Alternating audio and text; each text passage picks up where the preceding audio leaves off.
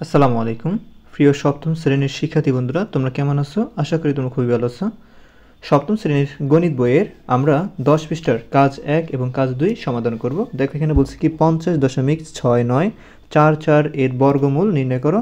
2 নম্বর বলছে 7.12 এর বর্গমূল 2 দশমিক স্থান পর্যন্ত নির্ণয় করো। প্রিয় শিক্ষার্থী বন্ধুরা, এখানে আমি দেখো 50.69 পড়েছি।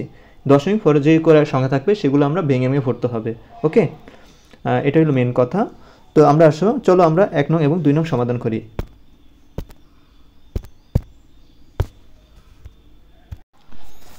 দেখো প্রিয় শিক্ষার্থী বন্ধুরা, এখানে আমাদের প্রশ্ন ছিল যে 50.6944 এর বর্গমূল নির্ণয় করো। তো আমরা কি করবো? এই বর্গমূল নির্ণয় করতে হলে আমাদের জোড়া নিতে হবে। ওকে, তো আমরা এই 50.6944 লিখলাম। তো আমরা 44 এই প্রথম দুইটা সংখ্যাকে জোড় নিলাম, ডান পাশ থেকে হিসাব করতে হবে আমাদের। এই দুইটা নিয়ে এক জোড়া, এই দুইটা নিয়ে এক জোড়া, এই দুইটা নিয়ে এক জোড়া হয়েছে। ওকে, তো আমরা বাম পাশ থেকে হিসাব করবো। জোড়া দেওয়ার সময় ডান পাশ থেকে, আর অঙ্ক করার সময় বাম পাশ থেকে করবো। ওকে, যেমন এখানে 50 আছে, 50 একটা জোড়া। এই 50কে আমরা এমন একটা পূর্ণবর্গ সংখ্যা দ্বারা গুণ করব, ঠিক আছে, যেটা 50-এর সমান হয় অথবা 50-এর ছোটো হয়। তো আমরা 7 নিলাম। এই 7-এর যদি আমরা বর্গ করি, 7-এর বর্গ মানে কি? 7-এর বর্গ হলো মানে 7 গুণ 7।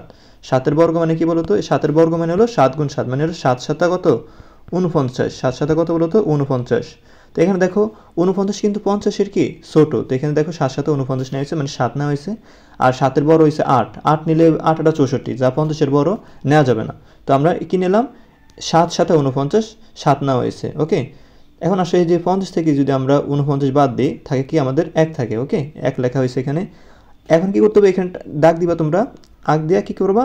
এই 7-এর ডাবল কি বলো তো? 7-এর ডাবল কি? 14। 7-এর ডাবল আসবে 14। আর এখানে কি আমাদের এই 50-এর পরে কি আছে বলো তো? দশমিক আছে না? আমরা পুরো 50 নিয়ে তো কাজ করছি, 50-এর পরে একটা দশমিক আছে। তার জন্য এই 7-এর পাশে কি দিতে হবে? একটা দশমিক দিতে হবে। ওকে, তো এখন কি করতে হবে আমাদের? এখন আমরা এই যে 50 থেকে এটা বাদ দিলাম। বাদ দেওয়ার পরে আমাদের এখানে এক জোড়া আছে না? এক জোড়া নামাইতে হবে। তো আমরা 69 নামাইলাম।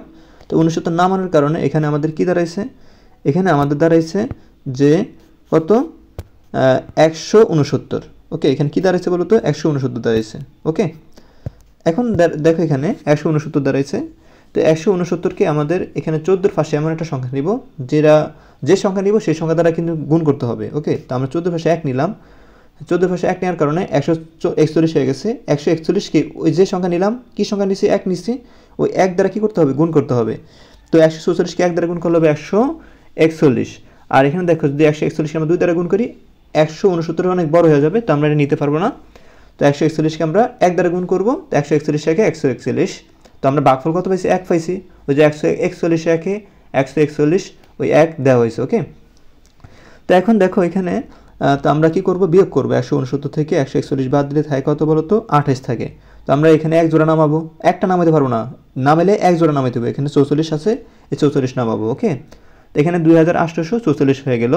তো আমাদের এখানে একটা দাগ দিতে হবে। এভাবে দাগ দিবে তোমরা। দাগ দেওয়ার পর এখানে কি করবা তোমরা?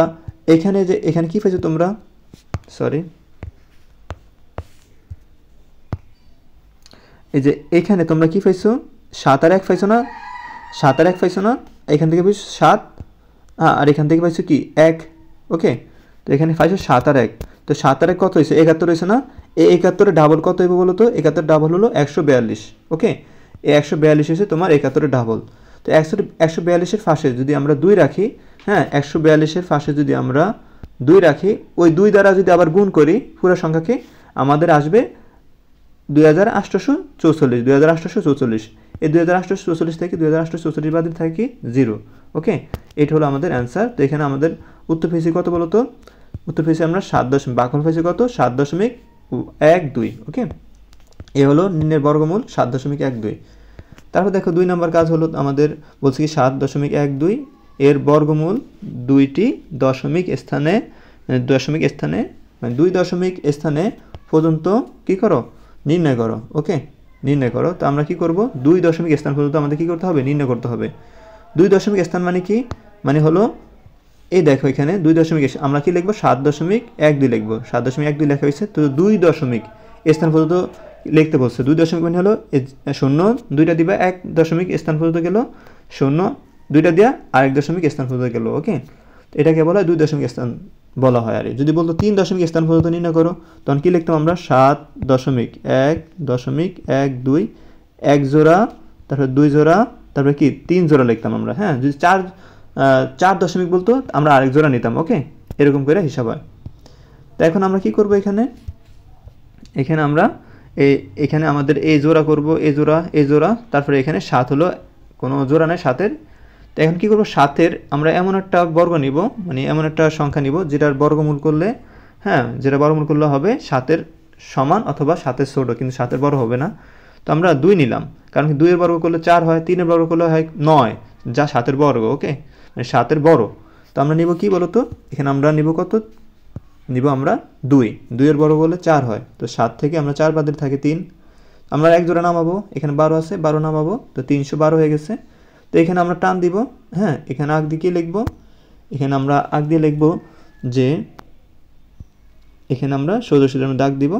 এখানে 2-এর ডাবল কত বলতো, 4। তো 4-এর পাশে আমরা কি নিব, যদি 6 নিই তো 46 হয়ে যায়। তো আমরা 4-কে মানে 46-কে 6 দ্বারা গুণ করবো, কারণ এখানে 6 নিয়েছেন আমরা, 6 দ্বারা গুণ করতে হবে। 6 দ্বারা গুণ করলে হবে 276। ওকে, 200 কত হইব, 76, 276 দেওয়া হয়েছে। তো ভাগফল কত নিছি আমরা, 6 নিছি। তো এখানে কত দেওয়া হয়েছে, 6 দেওয়া হয়েছে। আর এখানে দেখো আমরা একটা কাজ শেষের কারণে দশমিক দেওয়া হয়েছে, এখানে দশমিক দেওয়া হয়েছে। ওকে, তো আমাদের ভাগফল হয়েছে 6, এই 6 লেখা হয়েছে। তো এখানে 2 10 6 কত হয়েছে, 26 হয়েছে।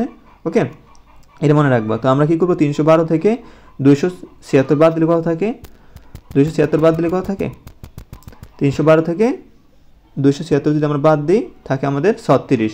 তো আমাদের আরেকটা জোড়া নামাইতে হবে, এক জোড়া নামাইলাম, নামার কারণে কত হয়েছে, 36 হয়ে গেছে। এখন আসলে এখানে 26 আছে না, এই 26-কে আমরা কি করব, এই 26-এর যদি ডাবল করি হবে কত, 52। 26-এ ডাবল করলে কত হবে, এই 26-এ ডাবল করলে কত হবে, 52 হবে। তো 52 ভাষা যদি আমরা 6 নিই, হ্যাঁ, 52 ভাষা 6 নিলে আমরা কত পাই, 526। এই 526-কে আমরা 6 দ্বারা গুণ করলে হইব আমাদের 3156। ওকে, তো 3156 লেখা হয়েছে। আমরা কত দ্বারা গুণ করছি, 6 দ্বারা, এই জন্য এখানে 6 লেখা হয়েছে। ওকে, এখানে 6 লেখা হয়েছে। তা এখন দেখো এখানে আমরা কী করবো, 3600 থেকে আমরা 3156 বাদ দিলে থাকে আমাদের থাকে হলো 444। কত থাকে বলো তো, 444। ওকে, তো আমাদের নিয়ম অনুসারে আরেকজন নামাইতে হবে, এই আরেকজন নামাইলাম আমরা। ওকে, তো এখন কী দাঁড়ালো, এখানে 44,400 দাঁড়াইছে। ওকে, এখন আসো এখানে আমরা দাগ দিব, আবার দাগ দেওয়ার পরে কী করব, এখানে আমরা 266 পেয়েছি না, 266-রে কী করবো, এই 266 পেয়েছি, 266-রে কী করবো, ডাবল করবো। 266 ডাবল করলে কত হইব বলো তো, 532। এই 532 সাথে যদি আমরা 8 নিই, হ্যাঁ, ওই সংখ্যা এখানে 532 সাথে আমরা 8 নিলে ওই 8 দ্বারা যদি পুরো সংখ্যা গুণ করি আমাদের আসবে 4224। ওকে, তো আমরা এখানে কত নিছিলাম জানি, 8 নিছিলাম। তো এখানে কি দিতে হবে বলো তো, 8 দিতে হবে। ওকে, তো এখন কি করব আমরা, এই 44,400 থেকে 42,624 থেকে বাদ দিলে আমরা পাবো 1776। তো আমাদের এখানে আর কোনো সংখ্যা নাই, কারণ কি এখানে আর কোনো আমাদের আমরা যদি এখানে 2668কে যদি আমরা ডাবল করি অনেক সংখ্যা হয়ে যাব, যা 1776 থেকে ছোটো। ওকে, বড় হয়ে যাব। ওকে, তো সেজন্য আমরা এই পর্যন্ত আমাদের অ্যান্সার। এখানে ভাগফল কত পেয়েছি বলো তো, এখানে 6.668। এখন দেখো এখানে নিম্নে বর্গমূল কত লেখা হয়েছে, 6.67, কারণ এক বাড়িয়ে লিখছে, কারণ কি এখানে দেখো এই 6.6 পরে কি আছে 8। যদি কোনো সংখ্যার পরে আমি দেখাইছি তোমাদেরকে, এখানে দেখাই, যদি কোনো মনে করো এখানে 6.678 থাকে, তখন তুমি কীভাবে লিখবা, 6.6, এই 7-এর পরে 8, যেটা এটা 7-এর বড় না, হ্যাঁ বড়, সেজন্য তুমি কী দেবা, 8 দিবা। যদি এরকম থাকতো 5.456, তুমি কি দিতা, 5.46 নিতা, কারণ কি 5-এর পরে যে সংখ্যাটা 6 সেটা বড়, 5-এর বড়, সেই জন্য আমরা 5-এর বড় কি নিব, 6 নিব। ওকে, এরকম করে আমাদের লিখতে হয়। তো আমরা লিখলাম নিম্ন বর্গমূল হলো 2.67 প্রায়। আশা করি বুঝতে পেরেছো। পরবর্তী ভিডিও পাওয়ার জন্য চ্যানেলটি সাবস্ক্রাইব করে রাখো। ধন্যবাদ।